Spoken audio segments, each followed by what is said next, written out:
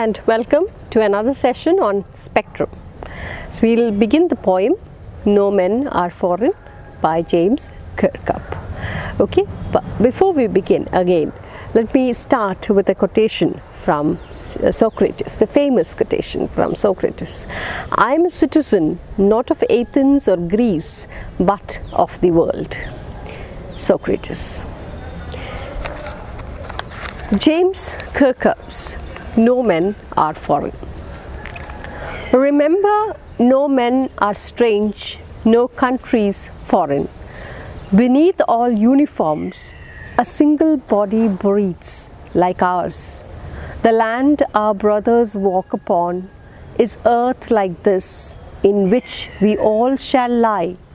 They too, aware of sun and air and water, are fed by peaceful harvests, by wars long wintered, starved. Their hands are ours, and in their lines we read a labor not different from our own. Remember, they have eyes like ours, they wake or sleep, and strength that can be won by love.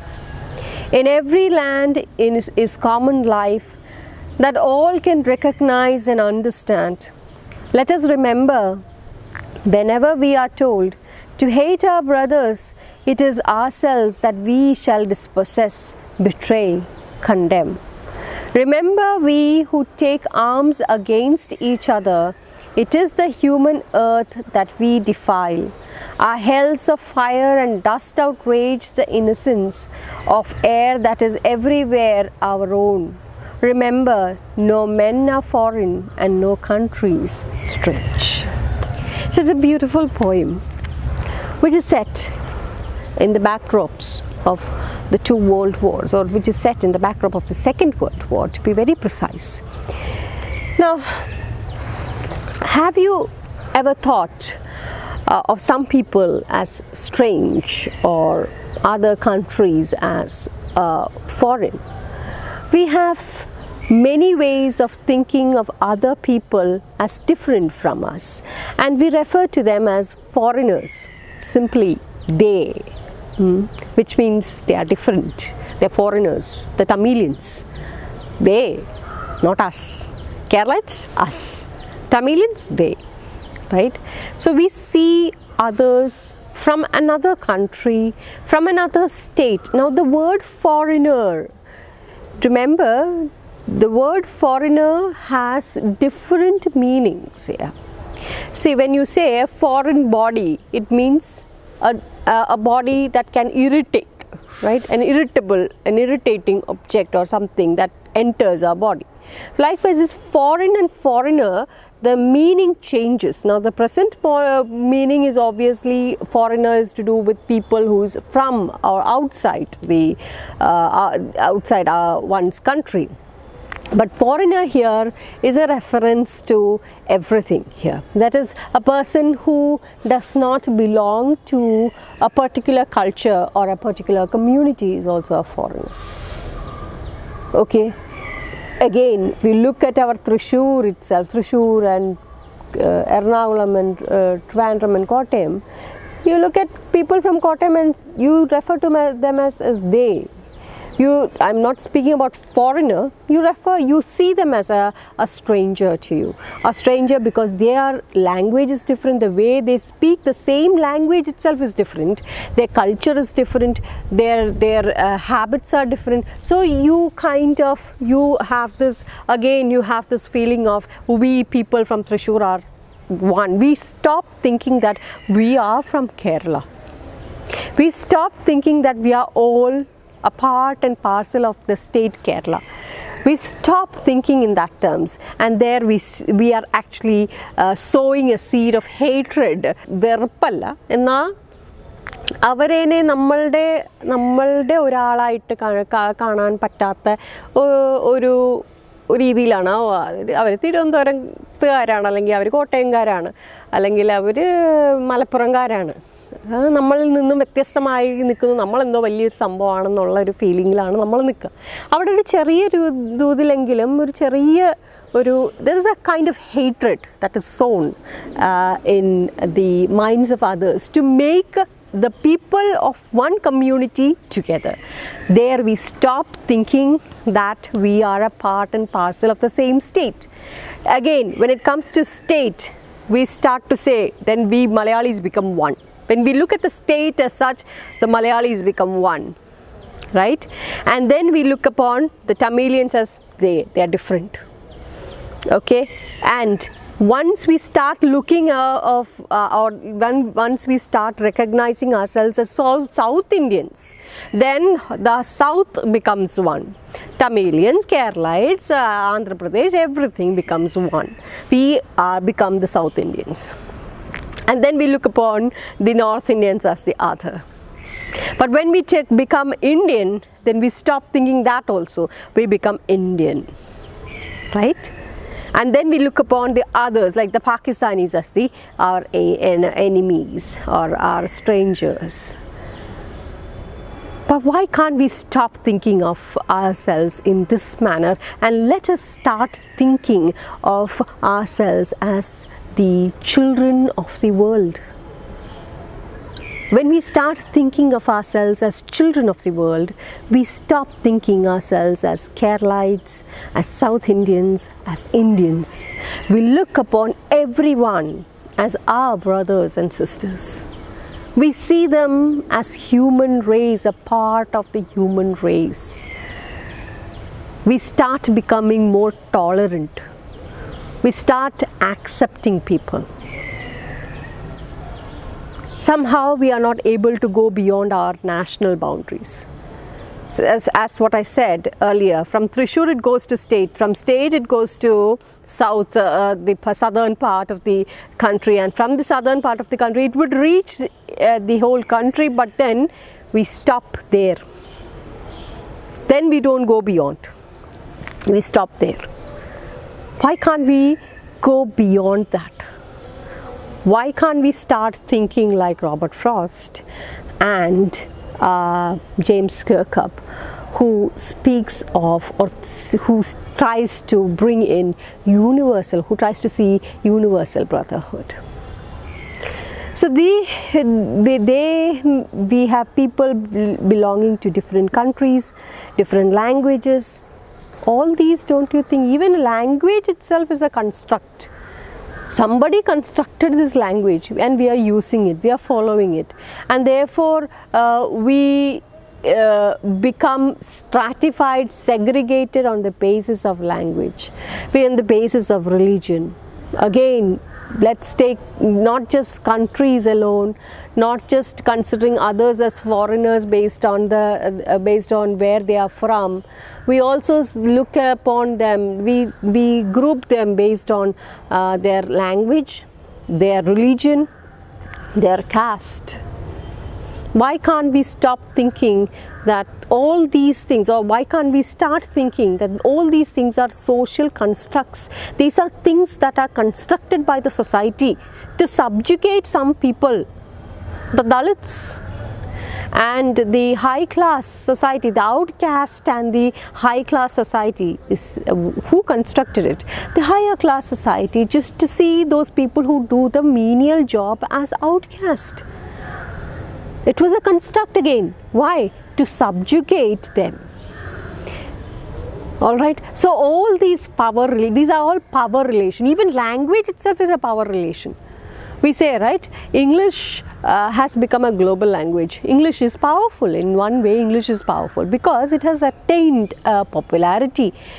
Here we have almost all the disciplines being now the medium of instruction, the medium of examination are all in English. So you can say that English is a very powerful language.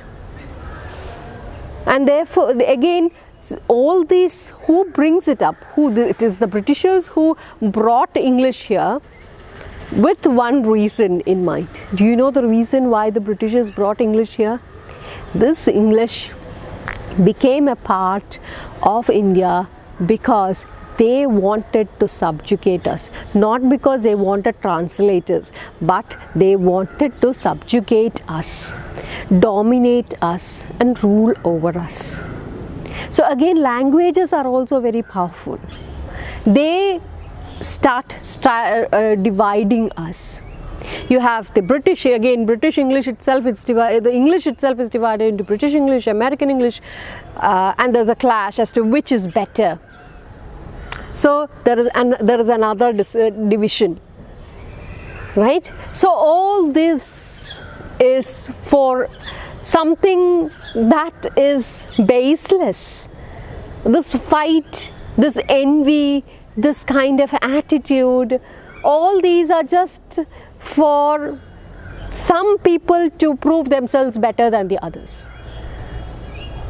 Once we start thinking of the whole world as one, once we start accepting everyone, this kind of power relation stops. Once we agree, or once we see, or once we start to respect one another, respect one's religion, respect one's caste, language, we stop being foreign. We stop being foreigners. Everyone becomes a part of this world. We become the citizen of the world, like Socrates said. I am not a citizen, or I am a citizen not of Athens or Greece, but of the world. That's what Socrates said. So why can't we also start thinking of it in that manner? We belong to the world. So let's begin the first one. Remember, no men are strange, no country is foreign. So in the beginning itself, in the first stanza of the poem, the poet says that no men are strange and no country is foreign. As long as we start looking upon others as we look upon ourselves, നമ്മളെ പോലെ തന്നെ മറ്റുള്ളവരെയും consider ചെയ്യുമ്പോൾ ഒരാളും സ്ട്രേഞ്ചറായി മാറുന്നില്ല, ഒരാളും foreigner ആവുന്നില്ല. നമ്മളെ പോലെ തന്നെയാണ് വേറൊരാളും. അതിപ്പോൾ ഇന്ത്യയിലുള്ള ആളായാലും ശരി, പാകിസ്ഥാനിലുള്ള ആളായാലും ശരി, ചൈനക്കാരനായാലും ശരി, അമേരിക്കക്കാരനായാലും ശരി, ആരായാലും നമ്മൾ അങ്ങോട്ടും ഇങ്ങോട്ടും മനുഷ്യർ എന്നുള്ള ആ ഒരു ലെൻസിലൂടെ നോക്കിക്കഴിഞ്ഞു കഴിഞ്ഞാൽ we will start to find that there is no wall. Suddenly the wall breaks, the boundary breaks, and we look upon each other as brothers and sisters of the world. So no men are strange and no country is foreign. That's how it begins. Remember, that's what the poet says. Remember, ഓർത്തോളൂ. What? എന്താണ് ഓർക്കേണ്ടത്? നമ്മളാരും strangers അല്ല, നമ്മളാരും foreigners അല്ല. ഒരു കൺട്രിയും ഒരു രാജ്യവും foreign അല്ല. It's A part and parcel of what? Of the world. ഭൂമിയുടെ ഒരു ഭാഗമാണ് നമ്മളെല്ലാവരും, എല്ലാ കൺട്രി. അത് റിക്കഗ്നൈസ് ചെയ്ത് കഴിഞ്ഞാൽ then we stop becoming foreigners, we stop looking at each other as strangers. So he uses a very serious tone here. He is not simply saying anything, or he's not just briefly generally speaking about the war. He is speaking or using a very serious tone, and he reiterates that all people are equal. He reiterates, or he repeats again and again, that all people are equal under the sky, for everyone breathes like everyone else. Remember, that's what how he starts. Look at the poem. Remember. അപ്പോൾ അവിടെ തന്നെ ഒരു serious ടോണാണ്, പോയിറ്റിൻ്റെ tone വളരെ serious ആയിട്ടുള്ള ഒരു കാര്യം പറയുമ്പോൾ ഉള്ള ആ ഒരു സീരിയസ് ടോൺ തന്നെയാണ്. എന്താണ് ഓർക്കാൻ? What is he asking us to remember? Remember, he's reminding us, remember that we are all equal beneath all uniforms. Now what is this uniform? Uniform tells us that we belong to a particular community. Uniform ആരാണ് ഉപയോഗിക്കുന്നത്? War വെച്ചിട്ട് നോക്കുകയാണെങ്കിൽ uniform ആരാണ്? Uniform എന്ന് പറയുമ്പോൾ തന്നെ ആദ്യം വരുന്നത് നിങ്ങളുടെ സ്കൂൾ യൂണിഫോം അല്ല, ആദ്യം വരുന്നത് എന്താ? പോലീസുകാർ അല്ലെങ്കിൽ പട്ടാളക്കാർ, soldiers or the police officers, mostly the soldiers. ഓരോ രാജ്യത്തിൽ ഉള്ള സോൾജേഴ്സിനും ഓരോ യൂണിഫോമാണ്, ഓരോ കളറാണ് അല്ലേ. So it's based on that colour of the uniform that the soldier is either recognized as British soldier, American soldier, a soldier from Chinese soldier, and so on. So the poet says, whatever the uniform be, remember he's a human being and he has a single body. Inside he is a human being, a man who breathes just like you and me. എന്നെയും നിന്നെയും പോലെ ജീവിക്കുന്നതും ശ്വാസം എടുക്കുന്നതും ആയിട്ടുള്ള, he's a single person. He's a human being who breathes. So beneath that uniform, under that uniform, who is stratified? The uniform, what is that? Then look at the word, beneath all uniforms, a single body breathes. Uniform shows a community. But the next line of the line tells you it breaks that community. He says, inside this uniform, which is a community, which is stratified, which is fragmented, this uniform makes us different. This uniform makes us a foreigner to another person. We see the Pakistani soldiers as Pakistani soldiers and Indian soldiers as Indian soldiers. But beneath that uniform, he is neither a Pakistani soldier nor an Indian soldier. He is a man, he is a human being who breathes just like you and me. Okay, that's what he says. All right, then he feels that if borders are removed from earth, no country will be foreign and everyone will be free to move around like ours. The land our brothers walk upon is the earth like this in which we shall all live. So he says that the land that we have, ഈ ഭൂമിയിൽ നീയും ഞാനും നടക്കുന്ന പോലെ തന്നെയാണ് അവരും അവരുടെ സ്ഥലത്ത് അവർ നടക്കുന്നു അല്ലേ. അപ്പോൾ ഈ ഭൂമിയിലെ ഓരോ ബൗണ്ടറി, അതായത് പാകിസ്ഥാൻ എന്ന് പറയുന്ന സ്ഥലവും ഇന്ത്യ എന്ന് പറയുന്ന സ്ഥലവും തമ്മിലുള്ള border, if we are to lift that border, if we are to take and lift that border of Pakistan separating India, Bangladesh separating India, Nepal separating India, then we shall have a united a united land, not country. So the poet says that he desires to lift all boundaries because he says the land that they walk upon is just like the land you walk upon. The land is for everybody. The bhumide aanu. The land belongs to earth and we are all the children of earth. So the land that they walk upon is similar, is like the land our brothers walk upon. So even Pakistanis walking in Pakistan and Indians walking in India, if we are to remove that border from our land, the border that separates Pakistan and India, we will find that it's the same thing. There is no demarcation. And we start looking upon each other as brothers, as a community of human species and not a community different from one another. All right, so he says, so in the beginning itself the poet says, remember, no men are strange, no country is foreign, beneath all uniforms a single body breathes. So he reminds us and reiterates the statement that we are all the same beneath these uniforms that separate us. What are we? We are one and the same human species. We all belong to this world, the earth. We all have our rights to live in this world. We breathe just like others. We walk on this land just like others. We are similar. So he is trying to pick out similarities to show or to prove his point that we are all same. Whether we are black or white, whether we are North Indians or South Indians, whether we are Pakistanis or Nepalis, or whether we are from Sri Lanka, we are all the same. Be it from America or Britain, we all walk, talk, sleep, think the same way.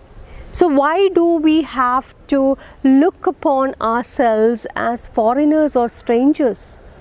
Let us look at ourselves as brothers and sisters of the world. The poet is trying to remove the borders of countries from the earth's surface. That's why he says, like ours, the land our brother walks upon is earth like this, in which we shall all live. Okay, so he wants to take away what does he want to take away? He wants to take away the borders that separate each country from others. He wants to take away the borders from the earth's surface. Then there won't be any foreign country, because only if borders exist will we be foreign. If such defined, constructed borders, again, who construct these borders? China, Japan, India, Pakistan. Who constructed these borders? Was it there in the beginning when the earth began? No, it was not there. These are all constructed by whom? By man. Religion itself is a human construct. So everything is actually a human construct. And we are made to believe that it has been existing for many, many years. We are made to believe in various ideologies, which actually, when we question it, we will get the truth also. What is this nationality, first of all? Nationality is good to an extent, patriotism is good to an extent, but positive, there's a difference between nationality and patriotism also, okay, there's a slight difference. This nationality feeling is actually a negative idea, because it makes us again become very selfish and not selfless. So he says the poet wants to remove all these from the earth, and we will thus, once these borders are removed from the earth, we will start to look upon others as our own. There won't be any differences based on religion, color and nation, not Chinese, not Indian, not American, not British, not African, not Arabs. Nothing, but we will call ourselves brothers and sisters of human race, of earth, our mother. We will look at earth and nature as our mother than look upon the country as our mother. For us it is Bharat Mata. Instead, why can't we just see ourselves as a part or the children of the world? Now, so beneath each uniform, as I told you, is a reference to soldiers from different countries, which again marks them as British, Chinese, American and so on. So that is the stratification there. That is showing one country which makes another country different. So the British soldiers makes the uniform, makes them different from the American uniform. They fight, they become enemies. The French soldiers and the British soldiers and the German soldiers, they become enemies. They are enemies. Their enmity is seen, or the enmity of the nations is what makes them fight against each other.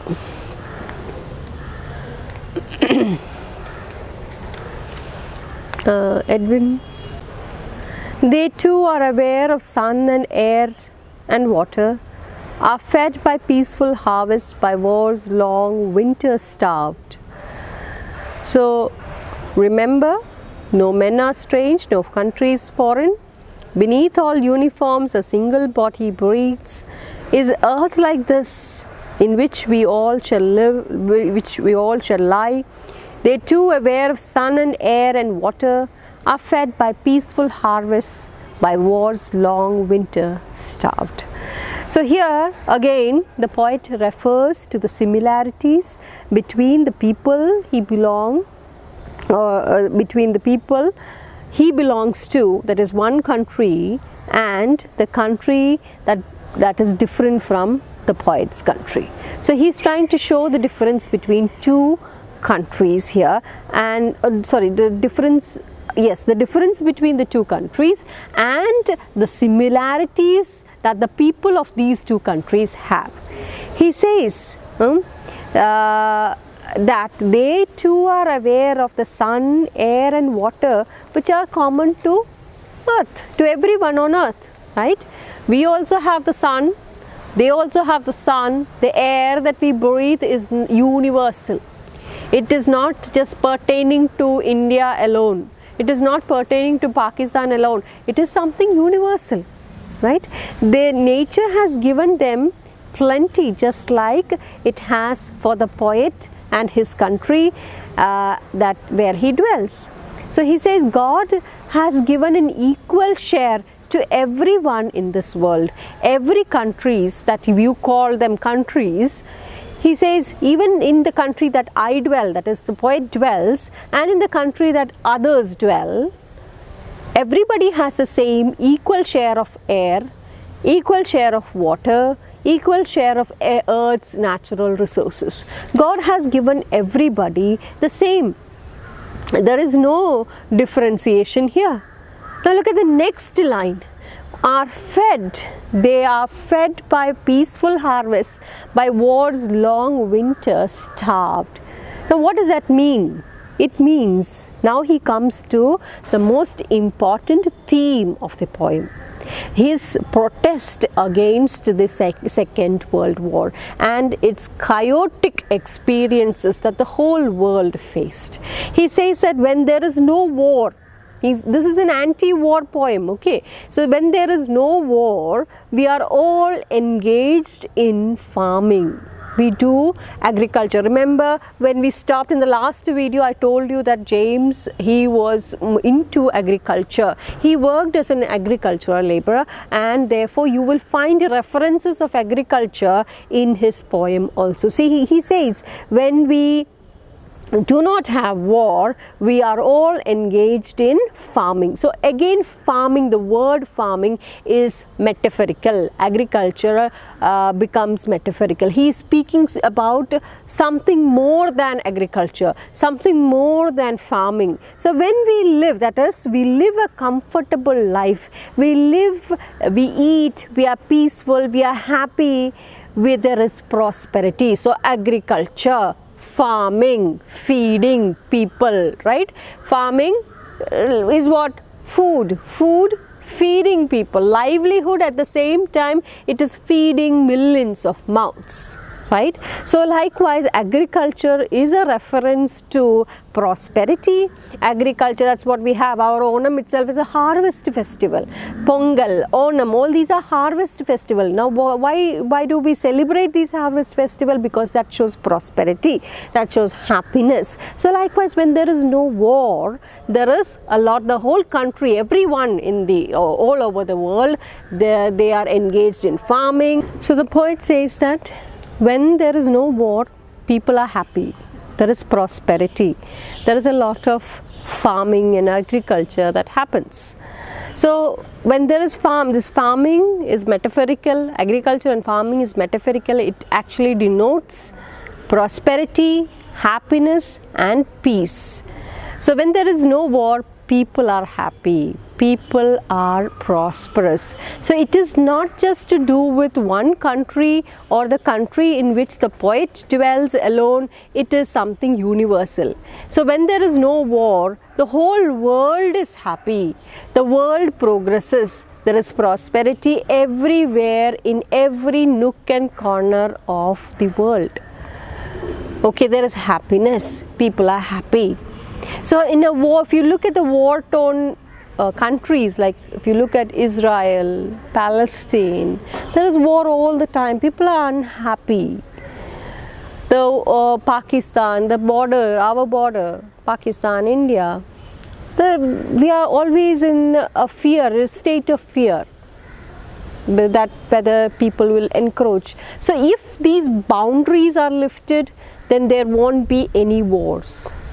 These boundaries are the ones that make people hate each other, that we look upon others as foreigners or strangers, we view them as our enemies. If these borders or boundaries are taken away, we become one species of the world, and we look upon each other as our own. We don't have to live in fear. There is happiness, there is no war. So he gives in the next line, are fed by peaceful harvest. So they too are aware of sun and air and water, are fed by peaceful harvest.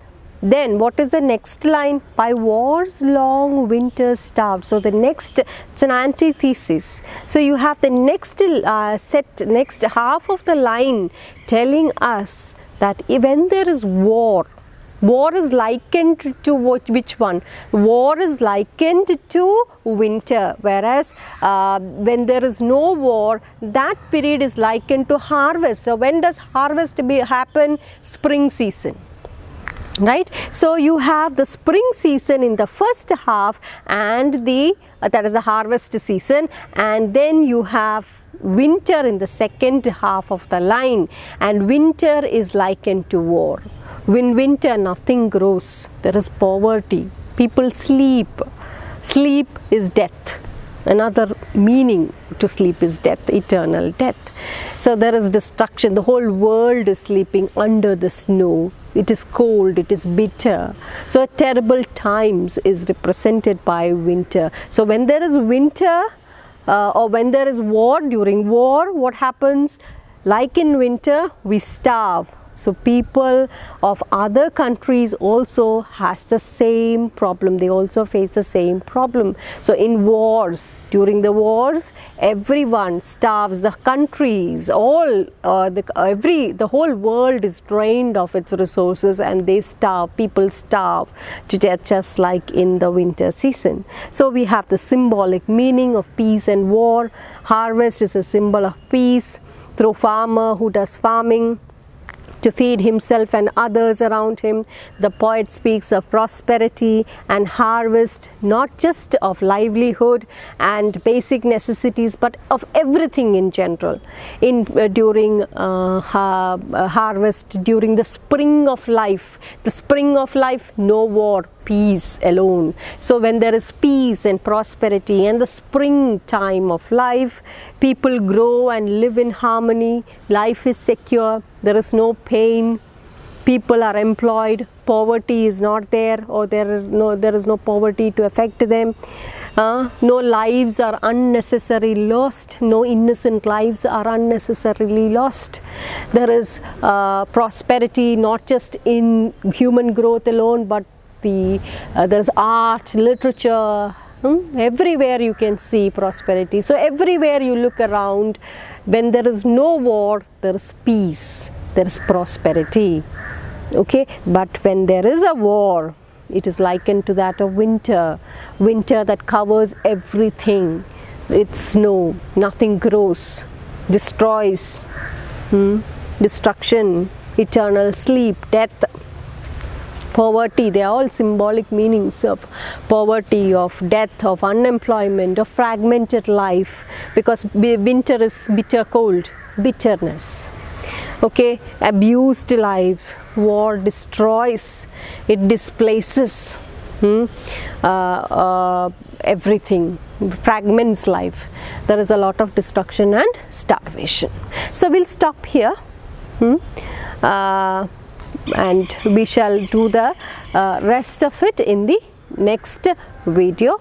All you have to do remember is, the poet is telling us that this war, and a world without war and a world which is affected by war, is not just common to a particular country, it is common to everyone. Everyone, the whole world, he is speaking about everyone, the whole world in general. How the world, the people are affected by war, the people of the world are affected by war, and when there is no war, the whole world is happy. There is peace and prosperity everywhere, not just to a particular country, but it is applicable to everyone in general.